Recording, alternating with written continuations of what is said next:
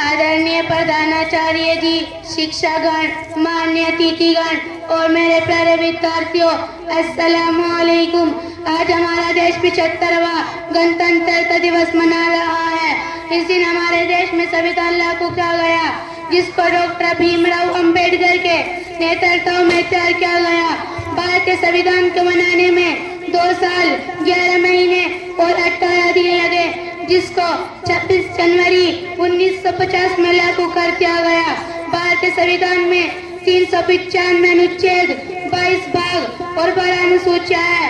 भारतीय संविधान के करीब 1,50,000 शब्द है। यह दुनिया का सबसे बड़ा लिखित संविधान है। संविधान लेखन का डिजाइन प्रेम बिहारी नारायण रेजा ने तैयार किया, जबकि संविधान पुस्तकों पेजों की साथ चर्चा का कार्य नंदलाल बोस ने किया। ये संविधान ही है जो भारत के सभी जाति और धर्म के लोगों को जोड़े रखने की ताकत रखता है।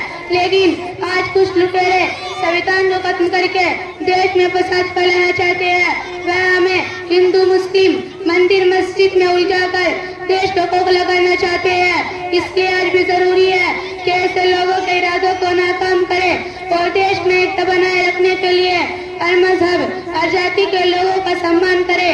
आजादी मिलने के इतने वर्षों के बाद भी आज भारत अपराध, भ्रष्टाचार, हिंसा, नक्सलवाद, आतंकवाद, गरीबी, बेरोजगारी, अशिक्षा जैसी समस्याओं से लड़ रहा है। हम सभी को एक होकर इन समस्याओं को खत्म करने की कोशिश करनी चाहिए। जब तक हम इन समस्याओं से बाहर नहीं निकलते, तब तक हमारे स्वतंत्रता सेनानियों का सपना पूरा नहीं होगा। मैं इसी के साथ अपनी वाणी को विराम देती हूँ। अल्लाह।